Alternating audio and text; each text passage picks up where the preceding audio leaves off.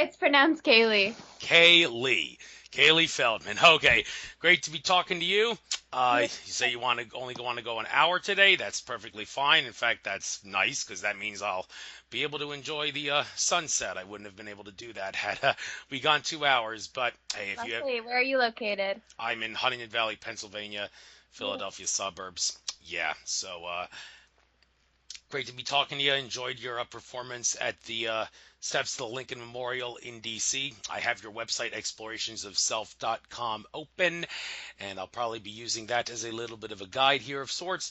But before I do that, I would like you to, for those that haven't heard about you, you can have this opportunity to start off. Um, well, of course, I gave your site, but you can also give your site, your contact info, how people can reach you. A lot of people do that at the end of their shows, but I'll do that at the beginning of this show. And please, by all means, tell your life story from a standpoint of what happened in your life that causes you to do the explorations of self, metaphysical kind of person that you are now. And yeah, life story in that regard and what you see for the future of yourself. Talk all you want. You got the floor.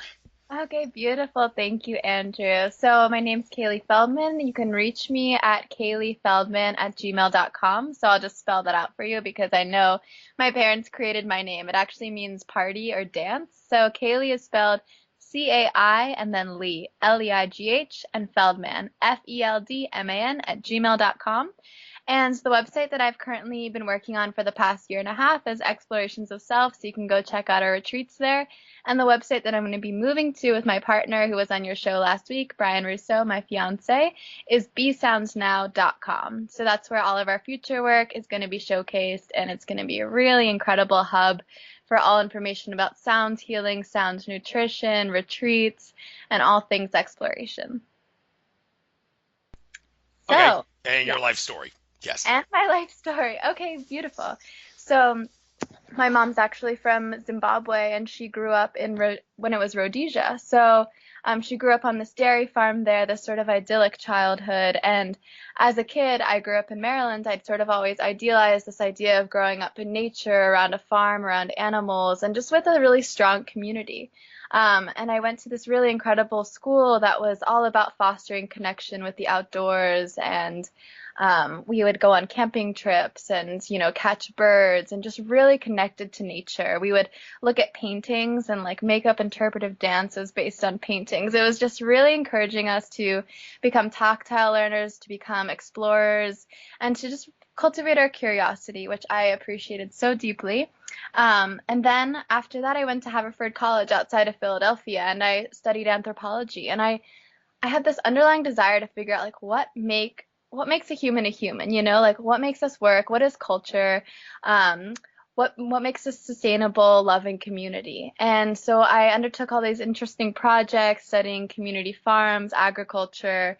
I created personal documentaries based on my mom's childhood in Zimbabwe and sort of the tumultuous like political situation there. And then I got really fascinated with food and with how do we sustain ourselves in a really positive, vibrant, energetic way. And so I went to Haverford College realizing that I'd never really learned how to feed myself. My mom grew up on a farm, and I had no idea how to prepare like a meal at all. So I think we can all relate to this story, right? We get out on our own and we don't have any idea how to cook food or take care of ourselves. So I went through these sort of like year or two with exploring like, what it's like to be a chef. And I realized, I loved being an artist in the kitchen. I loved the way that food could bring people together. So I would bring over my friends and have these beautiful like vegan pancake brunches in my apartment. And I started to get really interested in the environment, animal rights. And so I decided to become vegan, cut out animal products, and I started to feel really good. And all throughout high school, I was eating, I'd have like a chocolate milkshake and Doritos, and I was like falling asleep in all my classes, and I had no idea why. Like, I never made the connection that it could have anything to do with food. And then I get to college and I start to, learn more, meet more people. Had a friend who was reading a book by Jonathan Safran Foer called Eating Animals, all about the sort of philosophy of what it means to eat another animal. And she was like, maybe you should try being vegetarian. So I was like, okay. And then once I went vegetarian, my mom was like, you should just really be vegan. Like, you might as well just do that, because if you're doing it for the animals and environment, it's kind of the same thing. So I was like, okay, you're right, I'll try that. So I've been vegan for about 6 or 7 years now, and that's really what helped propel me on a spiritual path. Like, I would not have like called myself a deeply spiritual or connected person before that, although like I always cared about the environment and was always, you know, just being very mindful. But in terms of just opening up my senses and my heart, veganism really helped me do that and propel me forward on this path. So, um, in college, I also, started to organize these kinds of like groups for students to get together and learn how to make these vegan dishes. And I got funding from the school. And I even did my senior thesis project on this public school in West Philadelphia that had this sort of healthy cooking program, and exploring, what it was like to teach these middle school students who had never made, anything with vegetables or fruits before. And I just loved seeing how children interacted with this fresh food and produce, and how excited they were by the colors, and just how, how much of it was just an exploration of their senses. So that was really fun for me. And then after that, I moved to New York City for 2 years and taught vegan cooking at a public school, actually, which was like a dream job for me at the time. And my first year into New York, I started to get kind of sick. I was like, not feeling that well, and I thought I was like allergic to my apartment. I had no idea what was going on.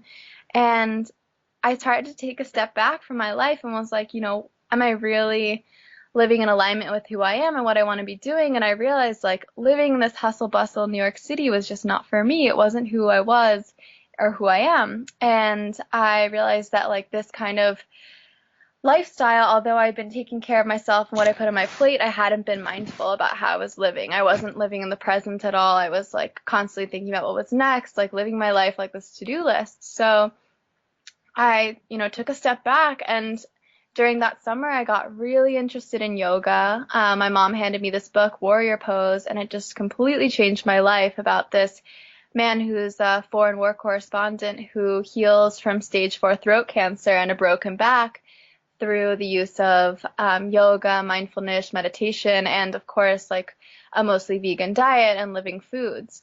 So that just completely inspired me. I went to my I would say first yoga class, because I'd been before, but I didn't care about it and I was not paying attention to it.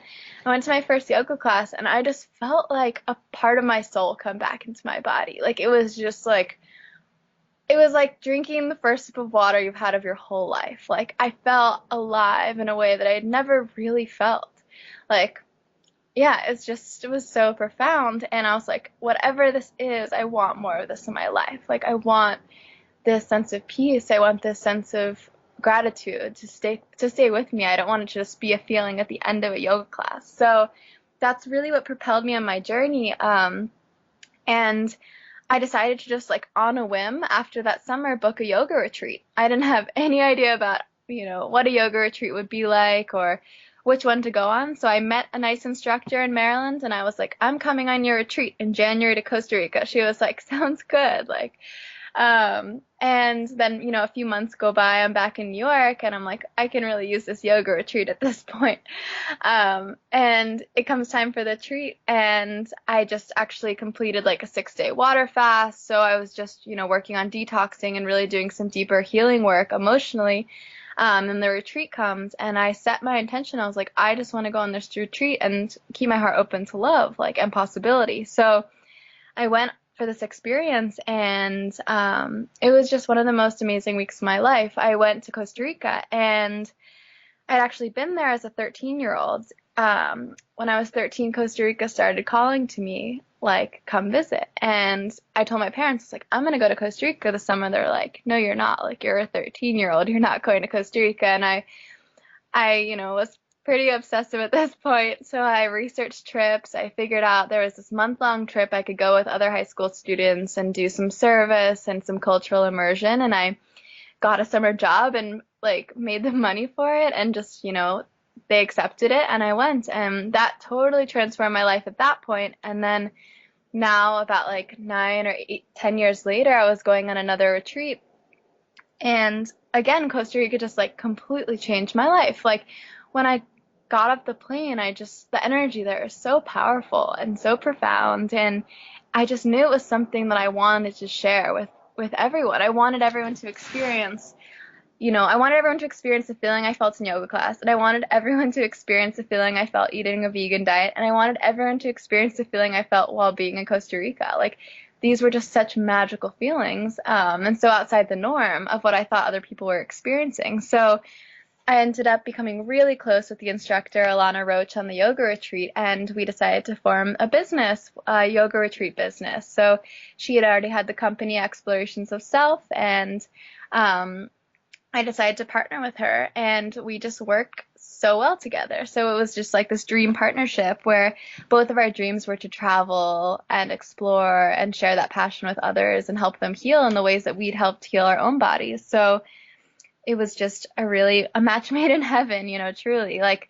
I believe that we're all brought together for a reason, to either create or work out past karma. And Alana and I just worked so well together. So that was truly a blessing in my life. And I worked a few more months in New York, and then decided to, that job was finished. And I went on a trip to Jamaica, actually, a family, extended family trip. And that's when I met my fiance, Brian. And I think he told the story of how we met last week, so I won't tell that story again, but we just experienced a really incredible synchronicity where, I was on this family vacation kind of teaching yoga, and he was there doing his sound healing. And so in the mornings for like our extended families, I would teach a yoga class and he would do a sound healing session. And it was just really fun to work together. Like, he loved playing the bowls off of my voice, and I loved, figuring out the movements and the flow that could go with the bowls. So it was like already this incredible marriage of our talents and our passions. And we were already traveling. So since then, we've really been on the road for the past year and had some very powerful, beautiful experiences. So we've gone all over the United States, all over the East Coast, and been to festivals like Woodstock Fruit Festival to share the crystal bowls and yoga. And then in the fall, I went to Peru for September, and that was just amazing, to further study yoga. And then Brian came and met me, and we led a retreat in the Sacred Valley, which is where we'll be leading a retreat this October. And it was just such a powerful experience. Like, I was joking with Brian, I'm like, Peru, everything manifests so fast. It's like every thought that you have manifests right in front of you. So you have to constantly be aware and mindful of the quality of your thoughts. So it's like this amazing Jedi mind training being in a place like that, because you're constantly, not necessarily on guard, but you're being mindful, you're aware. And I really appreciate that about Peru. And the people there are just so peaceful and gentle and kind. So we led that retreat with Alana, and we had about, 15 attendees, and just the shifts that we experienced during that week were really beautiful. And I, had another amazing synchronicity during that week. I'd been told by Spirit to wear a lotus around my neck, like a lotus necklace. And it had been a few months now that I heard this, and I was like, okay, like, I'm sure I'll find the lotus when it's time. And I was at a market one day, and I look over, and there's this beautiful woman. She's like half Indian and covered in amazing tattoos with her little son, and she has gorgeous lotus necklace around her neck. And I look over, and I'm like, oh my God, I love that lotus. And she's like, I have one other that I was planning to sell. And by the way, my name's Aqua, and I'm an ecstatic dance instructor. And I'm like, oh, perfect. Like, so she offers to come for free and teach dance to our retreat participants. And now we're really close friends, and are probably going to lead a retreat together this summer in Europe, which would be really fun. So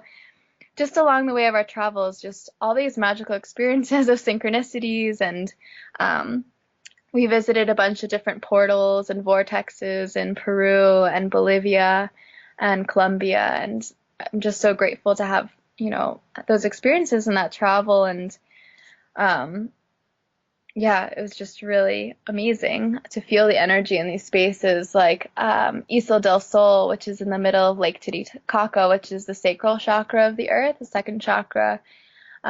We took a boat out and went to the island and walked around, and this is supposed to be the Incan birthplace of the sun. And it's just so, the energy is just buzzing there. You hear sounds, you're seeing colors. It's really, really mystical experience.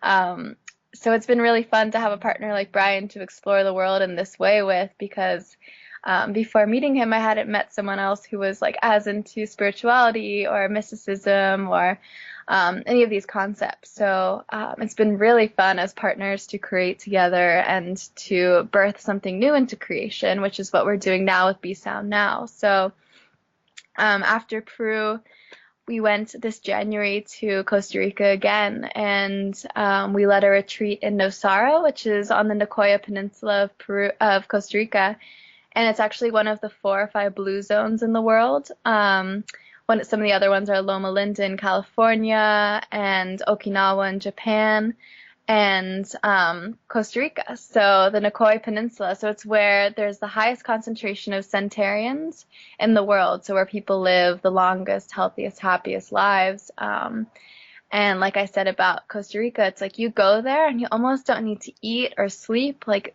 you are energized by just the nature and the feel of the place. So that is just so special. And in our daily lives in the United States, at least I can speak from my personal experience, I find that we're so disconnected and desensitized from nature that sometimes we can go a few days without ever stepping foot on grass or even seeing a tree. When I lived in New York, like there were definitely days or weeks where I would barely see nature unless you make an effort to go to parks and things like that. So I realized through those experiences of like living in New York or those places where like it's not living to me if we aren't in tune with our natural surroundings, if we're not mindful of our rhythms, like you going out sun gazing. Like that's such a beautiful sacred practice. And one of my passions is just incorporating more sacred practices into our everyday life. So waking up with a grateful heart,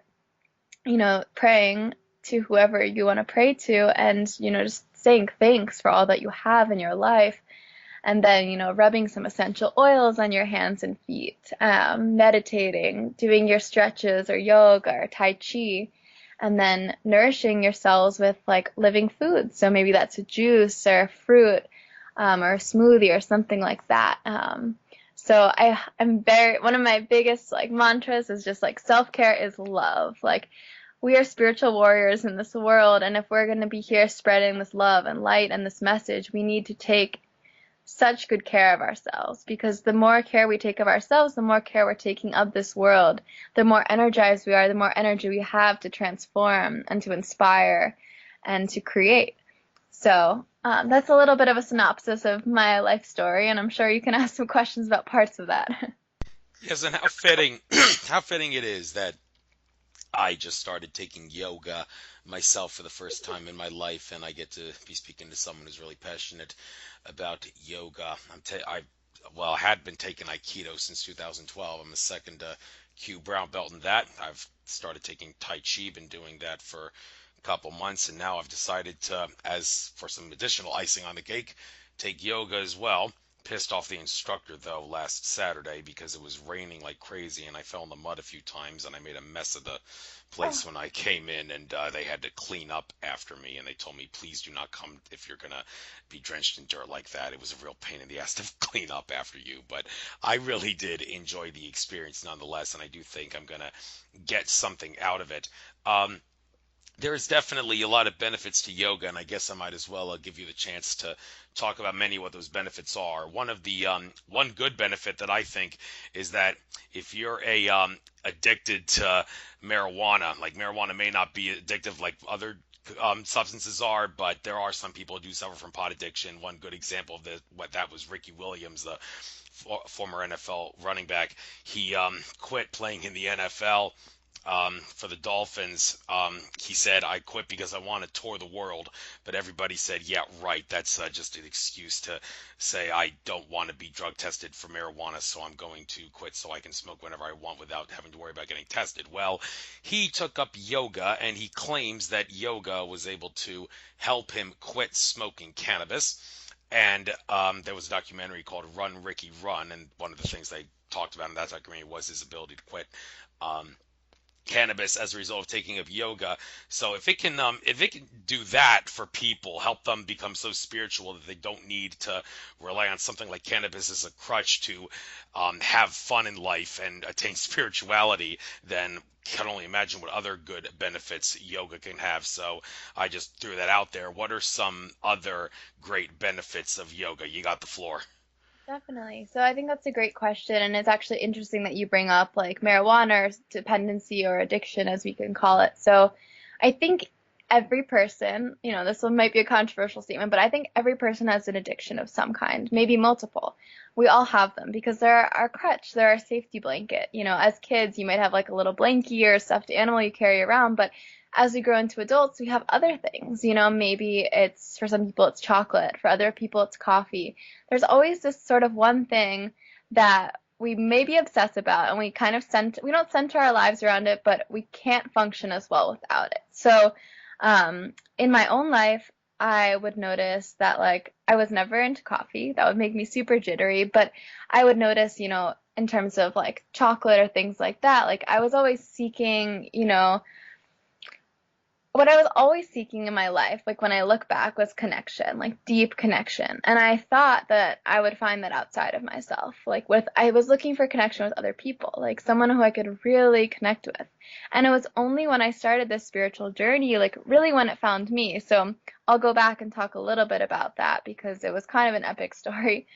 But I had actually suffered from like chronic mild eczema my whole life. So starting at age 2, I got some eczema on my skin, and I remember saying to my parents, like as a 2-year-old, like I want new skin. I just like was so uncomfortable in a body because I truly believe that I'm a spirit who came in and had probably never been on earth before, and I was just rejecting a physical form. Like I did not want to be, once we incarnate and once we're born, we forget. We don't remember anymore who we were or what our role is. So part of what we're here doing is remembering, reconnecting with source. So I came in as this like bright, loving soul, but I was like rejecting density. I didn't want a body. I didn't want to be here. I wanted to be like a fun spirit just dancing around like the tree leaves or, the universe. So I got eczema as a kid, and unfortunately, when I was 8, my doctor told my mom to get me topical steroid creams, and so my skin was never too bad, and eczema is just like red patches all over for those of you who don't know. But I would put these creams on, every other day or so. And then when I was about 21, which is around the summer I first found yoga, I was like, I'm done with these creams. Like, I didn't really know how bad they were for me, but I was like, I knew that it couldn't be good, right? It couldn't be good to cover up, chronic inflammation, which is all eczema is just inflammation. It's our body talking to us. And by me trying to cover it up or hide it with creams, I was just, I was just basically like turning down God in my life. I was like hiding who I was. And so I decided to just like stop the creams overnight. And I proceeded to go through this really insane, like very intense month-long detox where I kind of lost all the skin in my body. Like I was like this phoenix who was like burning up in the flames, and I really just shed all my skin. And I was like lucky enough to be working remotely at this time and just relaxing and resting as much as possible. But it was a huge spiritual awakening time because I was losing my skin. My relationship of 4 years ended, and at the same time, because he wasn't able to like, handle that or support me through that. And I was just like, I felt like I didn't really have anything. Of course, that was just my mind telling me that. But at that time, that's what it felt like. And I just surrendered.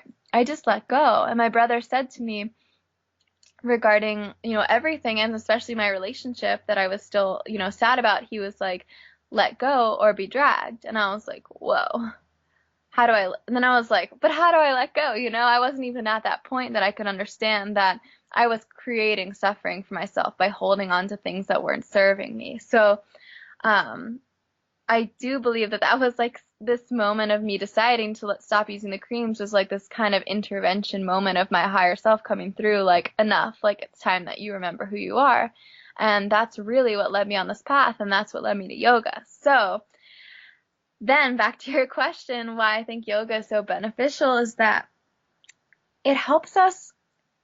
A lot of people think that yoga is about like just relaxation. Like they want to go to a class and they want to come out feeling better than they did before. But I believe yoga is one of the most important tools that we have for awakening to who we truly are.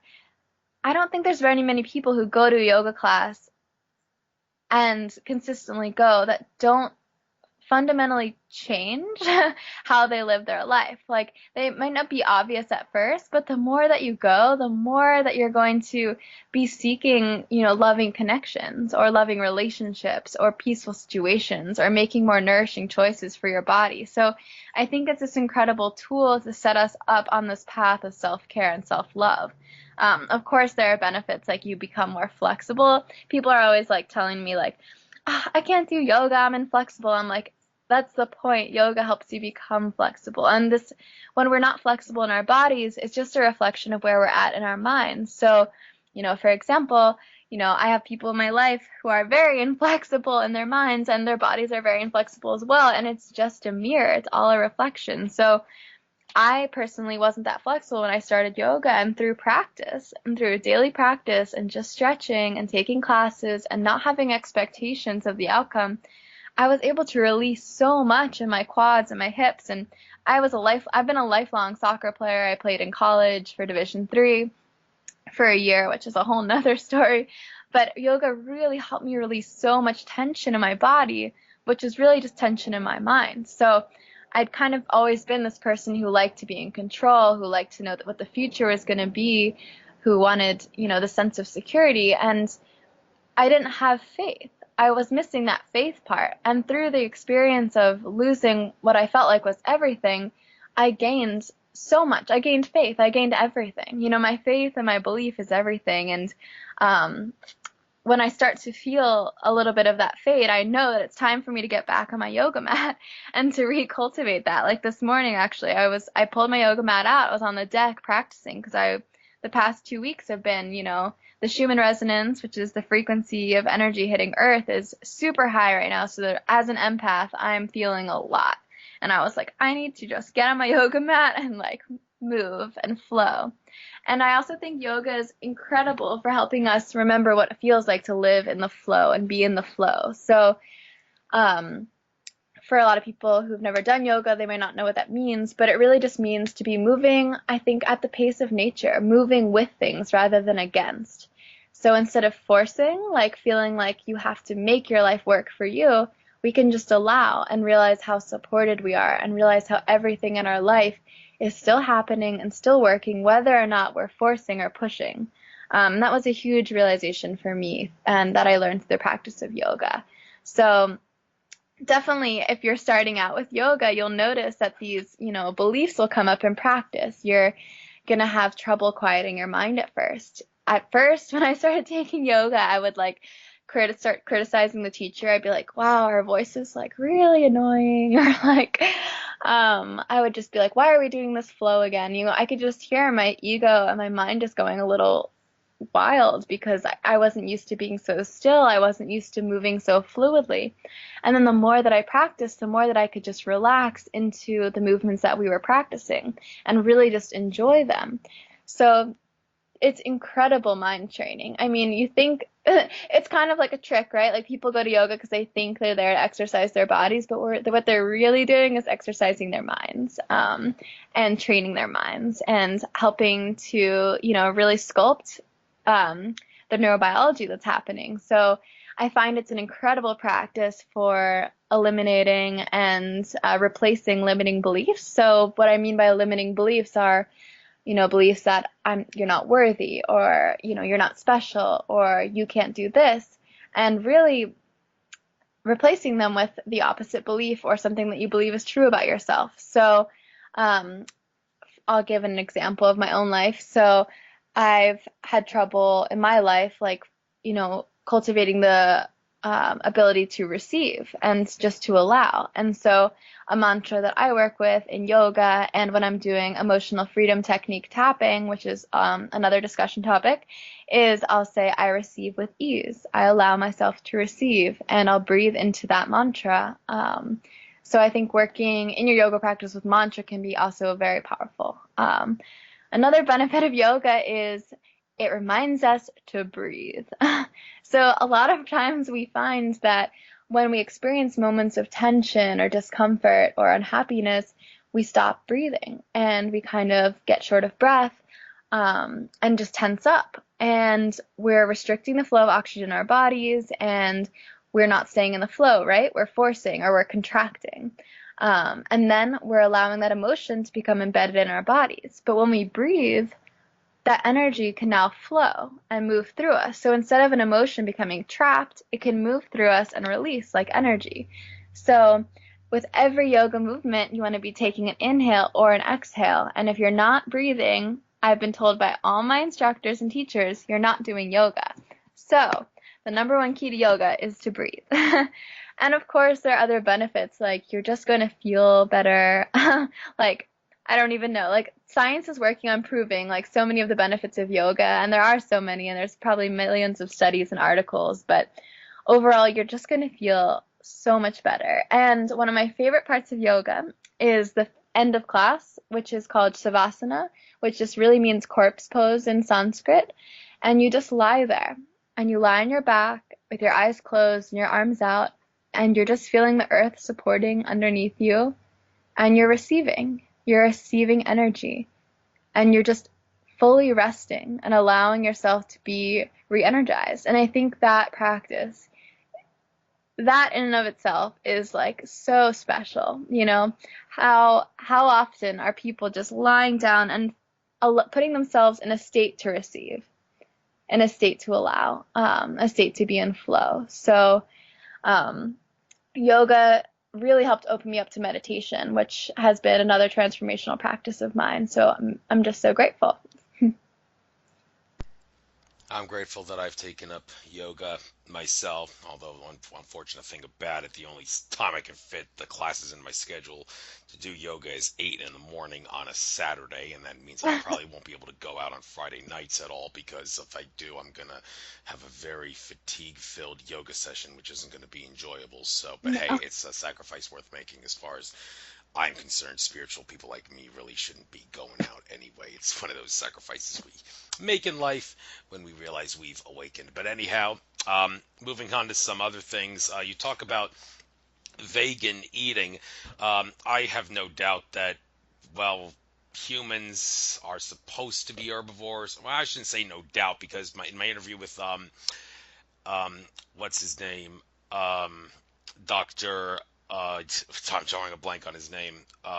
He talked about how the humans are like bears more so than like apes in regards to our digestive system, and that means that we should be eating a little bit of meat in that regard, because bears and pigs are omnivores. But then again, all the stuff you hear. Oh yeah, Dr. Joe Wallach. Yeah, that's his name. He said that, and he still eats a little bit of meat, and he's in great health, and he eats a lot of eggs too. So he can't call himself a vegan because that comes from an animal, and he says eggs are one of the best nutrient-filled things of all. So I mean, he doesn't really understand why vegans are so obsessed about making sure they don't eat from an animal. And Stuart Swerdlow, in that very controversial interview that I had with him, he actually went on out and said, "You better eat red meat, or you're going to have some really bad blood problems and all." Well, some people commenting on that said he doesn't know what he's talking about. There's lots of people that can go without eating red meat,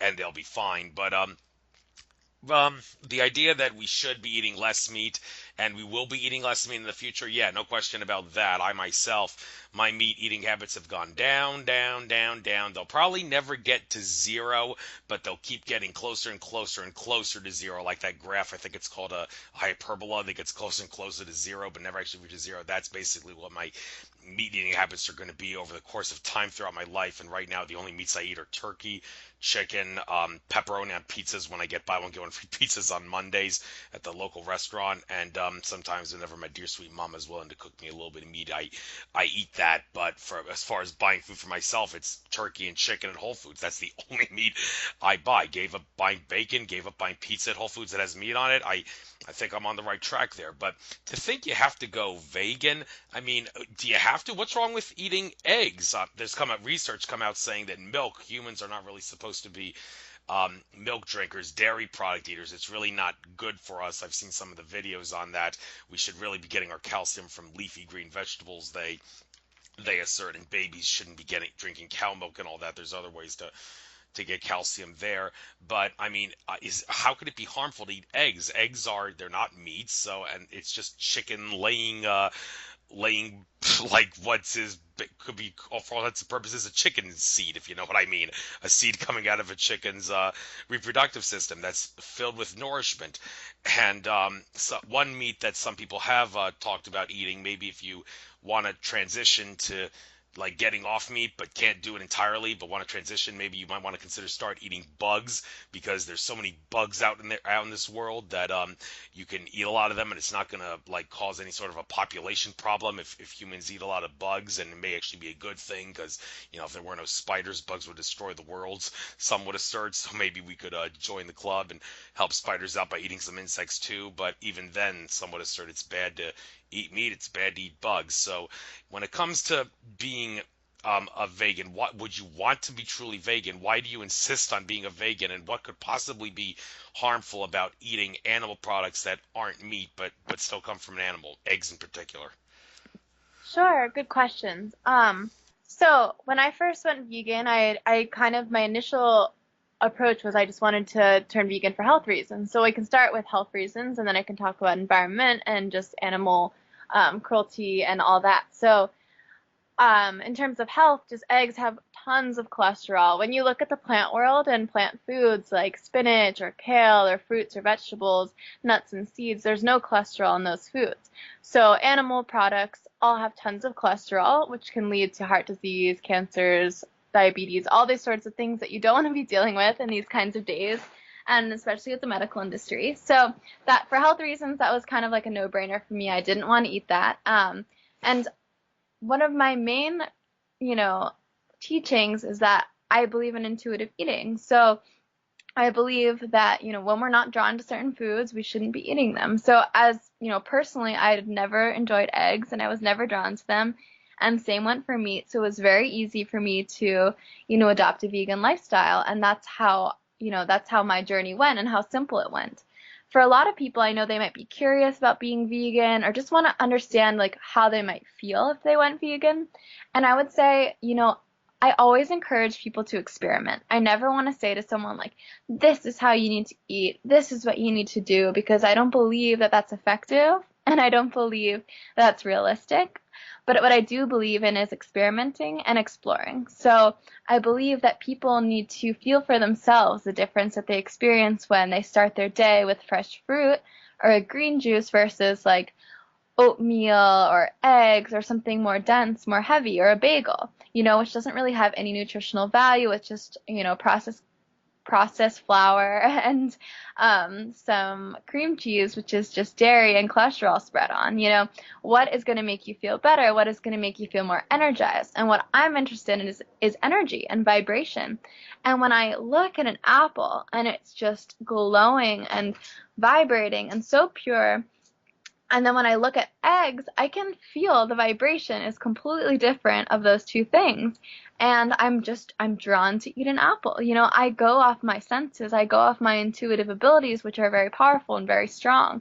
And I believe that the more that we eat in tune with the way our species should eat, which is actually a frugivore. So I have this chart up in front of me. So there are carnivores, omnivores, herbivores, and frugivores, and humans in this chart. And so when you look at, the teeth and the hands, the body, and the digestive system of these different species, we can see that humans really are frugivores. So the human intestines are 9 times the length of the body, and that's the same as a frugivore. So these are going to be apes and things like that. Whereas when we look at an omnivore, the intestine's 3 times the body length, so it's a lot shorter. So omnivores, the food digests a lot faster, whereas in humans, when we eat meat or dairy or eggs, this stuff takes a lot longer to move through our 9-time length intestines. It takes a long time to move through there. And so in that process, the food actually ferments and can rot inside of our bodies. And so to me, it's a really simple choice when I look at, do I want to be eating death or do I want to be eating life? And I would always choose life. When I'm going through a grocery store and I see the produce section, which is just alive and dripping with life, and I see the meat or dairy section, which just feels to me cold and very low vibration, I intuitively know which one I want to fill my body with, because our body, again, is just a reflection of our mind and our spirit. And so I want to be the most connected to spirit and source that I can be in this human bodysuit. So I choose life. And that's just how I look at it. And when I work with coaching clients who are looking to move towards a predominantly vegan or raw foods diet, I will always have them doing these sort of meditative exercises where they're checking in with their own body about what stage they're at.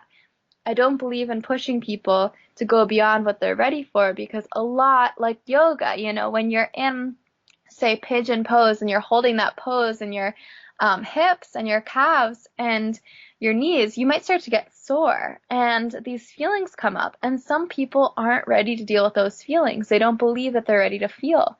And same thing with vegan diet, or when you adopt mostly raw foods diet, like I eat pretty much only fresh fruit and vegetables.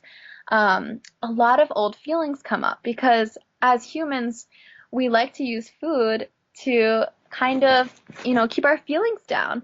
When we're sad, people reach for a glass of wine. When they're happy, they might have some chocolate. When they want to celebrate, they'll have cake. We're using food to deal with all these emotional situations rather than facing our emotions. And we're not really ever dealing with those feelings. So then when we start to cut that food out of our diet, we unravel that and we start to face those emotions and we start to become more connected to who we truly are and letting go of more and more stories. So just, in terms of science, like I have a study in front of me, just like a Harvard study found that over 20 years, doctors that consumed one egg a day had a higher mortality risk. So it's just showing how people who eat eggs have, can have a shorter lifespan. And so in terms of meat and dairy, like there are just tons and tons of studies. I recommend reading the China study. It's a really profound one, or checking out, there's so many amazing resources. So I don't know if you have show notes, but I can link to a lot of awesome resources on like why. Well, yeah, but the thing about eggs there, Dr. Joe Wallach, when I had him on, he asserted that all that stuff about eggs causing strokes is a lie. Eggs contain 100% good cholesterol. He asserts there is no bad cholesterol in eggs, and he said that means that eggs are very good for people to take to avoid having Alzheimer's disease, because Alzheimer's disease is mainly caused by the cholesterol in the brain, not the brain cells dying, but the cholesterol shutting down, and the eggs, he says, can prevent that. So are you saying he doesn't know what he's talking about? He eats like 6 eggs a day and he's in great health, so he would be like looking at you like, what the hell are you talking about when you just said eating eggs increases mortality rate? So where are you making that assertion? What assertion? That eggs increase mortality. Well, there's just hundreds of studies and there's tons of documentaries and, I don't want to argue that point. Like there's lots of resources that I can provide for you and your listeners, to research that for themselves. So I want to move on to the next point, which is just about animal cruelty and Okay.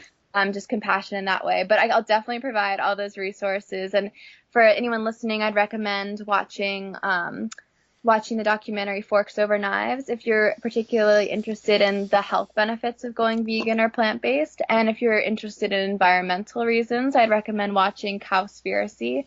There's now 2 Cowspiracy documentaries out, and this is one that was actually produced by Leonardo DiCaprio, and a number of other celebrities have been involved. And there's also a really great one called Fat, Sick, and Nearly Dead. That's a documentary, and I think these are all free on Netflix, about a man who kind of decides to juice his way back to health. So he just juices, I think, for 40 or 50 days and just experiences a complete reversal of a lot of chronic health issues that he'd been experiencing. So, yes. I recommend those documentaries, and I'll also refer your listeners to a lot of awesome websites so they can find out more about that. So in terms of just animal cruelty, I don't want to be supporting an industry where chickens are killed for their eggs, and where animals are killed for their meat. And so a lot of chickens, even if it says free range or organic, they're oftentimes kept in like really cramped quarters, and they're overfed so that they produce more eggs. And they're just, when they're kept in these cramped quarters, they're obviously really stressed, and then they're producing those eggs that then people are eating. So you're kind of eating these eggs that have been laid by sick chickens who are pretty much almost dying and being kept in the most cruel conditions. So the energy of that exchange is just anything but ideal. So that is why I stay completely away from animal products. And I also, I firmly believe that people make their own decisions when it comes to food in their bodies, but I also can look at the bigger picture of what I want our world to be like, and I want it to be one where we have, sustainable, completely sustainable systems and are living compassionately and people are living their message. And so for me, I don't want to be involved with this industry, and so I don't choose to eat and support that with my money or my plate. Well, that's fair enough. Although I've often said, if you like to eat meat and if you want to, is there like the best way to kill an animal? Well, make sure you kill the animal when it's happy and it doesn't see it coming. Like, best analogy I use is like in the book of Mice and Men, at the end of the book when George was telling his friend Lenny, look out in the distance. Do you see like a little farm with rabbits? Because he knew Lenny loved rabbits. And when he said the word rabbits, he shot his friend Lenny in the neck because he didn't want his friend Lenny to die an unhappy death because people were going to kill him and torture him. But he knew that he died a happy death because the last word he heard was rabbits. Now, my point is, if you want to kill an animal that you're planning to eat, make sure that, like, I would suggest like maybe dangle like a carrot from a stick, literally or figuratively, and like in front of it so it's like happy or something, and then when it's not watching, that's when you slaughter it, so you know the animal died happy. But I know a lot of people that don't eat meat are going to be saying, you don't know what you're talking about, there is no right way to kill an animal. But let's switch gears here. It says here on your bio, here on your site, on the crew page, one thing you really like doing is traveling. A lot of people say traveling is a great way to expand your consciousness. I'm not going to argue with that, but personally, when it comes to traveling, I don't believe in taking vacations. I usually do not travel somewhere unless I'm on some sort of a mission. I think that there's better ways of taking vacations. I could just do it in the privacy of my own neighborhood area in my local wilderness. I don't need to travel to an island retreat somewhere in ancient Lemuria in the Pacific to do that, although my parents do are part of a lottery system that takes them to Bermuda like 3 times a year, and if I give them $200, they're willing to take me there, although I could make the argument that's not even a vacation, that's more of a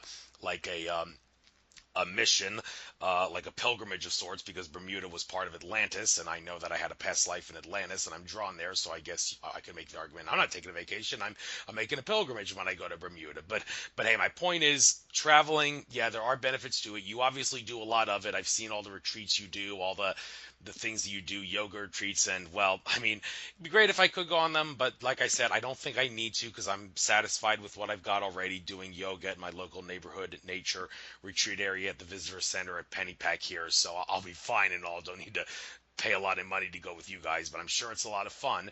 But what are the benefits of traveling, if there are benefits, for those that think maybe I should be willing to spend a little extra money to expand my consciousness and travel?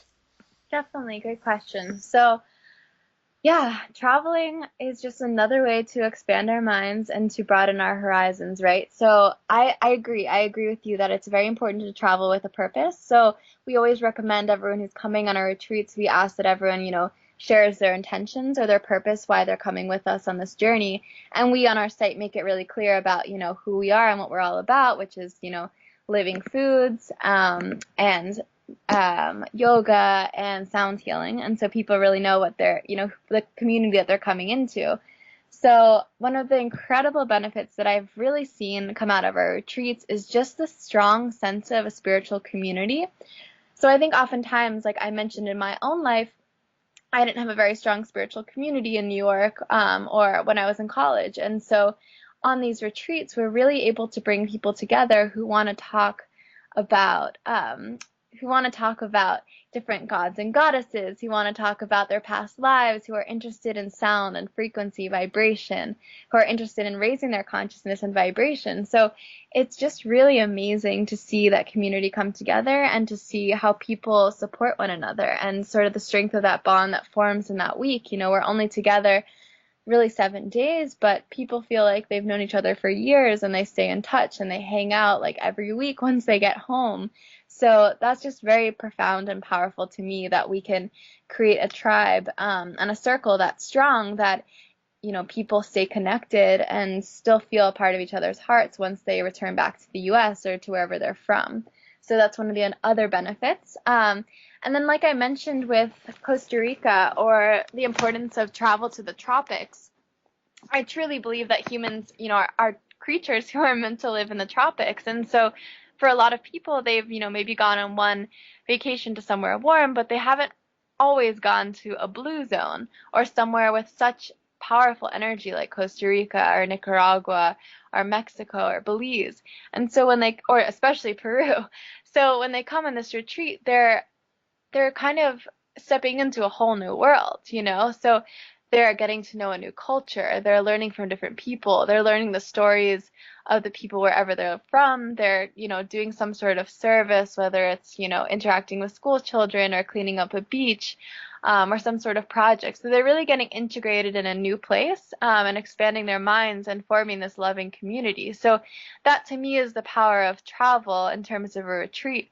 And then also a retreat itself is it's like this container for transformation to happen. So each person sets their intention for what they're hoping to get out of the week or what they're looking to receive.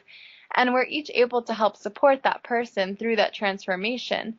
And by just speaking openly about our feelings and our dreams and our desires and who we are, it really just helps open people up to more of themselves. And so I think you can go so much deeper when you're in a loving community than I think you can go by yourself sometimes. And people oftentimes need that support around them to do that inner work, and to continue pursuing their spiritual path. So those are just some of the really profound benefits that I've seen with retreats. And I also love seeing a lot of mother-daughters come travel with us on retreat, which is very special to see them cultivating that bond in sort of a new environment. And we also offer a lot of excursion activities, which can be really, just a fun way to get to know a place.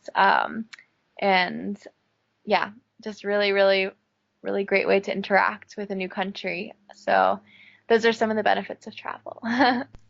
Thank you. We got about 6 minutes left before we can call it a night. Why don't we talk a little bit about pranayama? That's one of the things here I see that you're involved in that I'm really not an expert in relative to some of the other things here that I see that you're involved in. So enlighten me and anyone else who's not into this. What is pranayama? What can you get from it if you decide to take it up? Awesome. So pranayama is breathing, and it goes hand in hand with yoga. It's one of the limbs of yoga. So pranayama is all about controlling our breath, and breathing in certain ways so that we're really trying to regulate our thoughts and our mind. So there are a lot of different breathing techniques that I could suggest that you and your readers go look into. So one's called Anuloma Viloma, and it actually means alternate nostril breathing in Sanskrit. So it begins with breathing in through your right nostril, closing it off, retaining your breath, and then exhaling out of the left, inhaling into the left, retaining and exhaling out of the right. And you're continuing for about 6 rounds of that. And you always want your exhale to be longer than your inhale. And this is a really important pranayama for balancing the hemispheres of our brain, so our right and left brain, and for opening our energetic channels in our body and getting the energy moving through our chakras. So that's a really incredible breathing technique. There's one called Nadi Shodhana, where you're not retaining the breath, you're just inhaling through the nostril, holding and exhaling, and you're not retaining at all, because the retention practice is something you would only incorporate once you've practiced alternate nostril breathing for a while. So pranayama is just another incredible way to kind of calm our minds and be more connected to source. And I would definitely recommend that everyone practices a pranayama every day. I like to practice mine after I meditate or before I meditate in the mornings and in the evenings. So um, another breathing technique and practice that I've just begun to do is actually the Wim Hof breathing technique, which is pretty cool. So I don't know if you know about Wim Hof, but he's known as the Iceman, and he climbed Mount Everest in like shorts and a t-shirt. And he has this really simple breathing technique where you're just taking inhales and exhales for 25 rounds, and then after that you hold your breath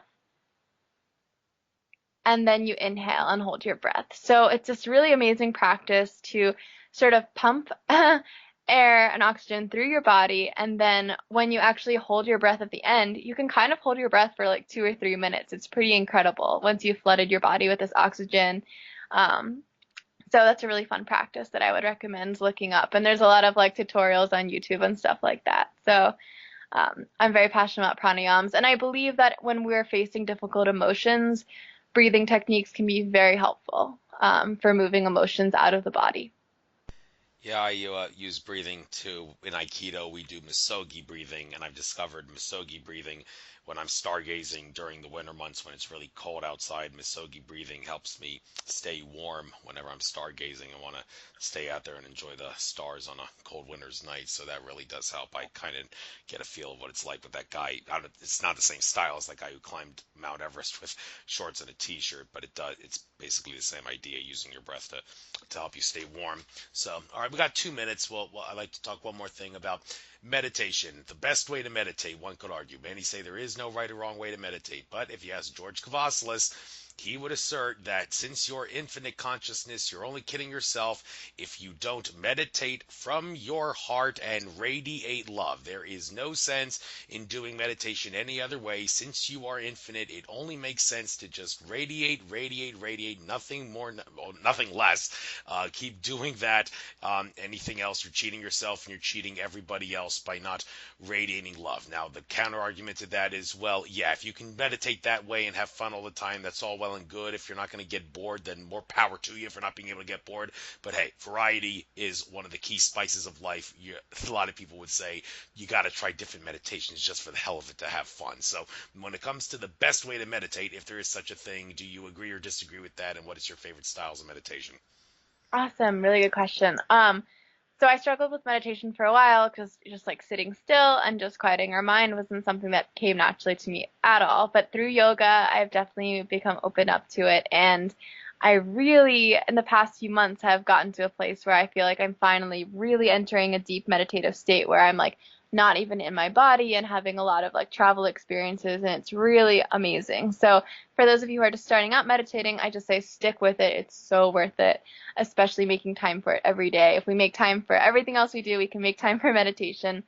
And I would definitely agree with the statement that you said. Like, I think for me, the best way to meditate is meditating on the heart space. I believe that our heart space is our number one connection to spirit and source, and just growing that space and breathing love and light into that space is the most effective way that I found to find deep connection. I also love the practice of inhaling golden light from my crown and allowing the feeling of the golden light to kind of move through every chakra in my body, all the way down through my root. And then I like to ground my energy from my root or sacral chakra and imagine it shooting into the core of Gaia or Mother Earth and just wrapping it around like an amethyst crystal or whatever color crystal you want to imagine there, and just grounding myself. Because I think I've noticed a lot of us spiritual people can be quite, open and activated in our upper chakras, but sometimes we're not as grounded. So that practice really helps me feel, both walking on this planet, but very connected to source. So it's a very simple meditation. And for me, our imagination is one of our most powerful tools in healing. So what I like to do is also just breathe love into every cell in my body and really use my imagination to imagine that love and the prana and the energy surrounding every cell with as much love as I can, receive. And I think that's an incredible practice. So that's one of my favorite meditations as well. Thank you. Great way to end the interview on that note, I guess. So even though we went an hour, I think we got some great stuff out. And hey, the good news about this, I get to enjoy the sunset. And well, fortunately, there's a few clouds on the sunset, but hey, it's I'm sure it'll open up and I'll get some sun gazing in. So Thank you and all. Hope I'll see you at maybe some other future event and all, be it at like a memorial or anywhere else. You're a good expert with the bowls and all that, the musical bowls. You did a great job there, and it was very enlightening and all that. And I'm sure that if we're destined to meet each other at some conference or something, then, well, it's going to happen. And more power to you, more power to me. Let's make the most of our trek throughout consciousness. So, namaste. Have a good day. Thank you for Namaste, being a Andrew. guest. Thank you. Take care now. Bye. Bye.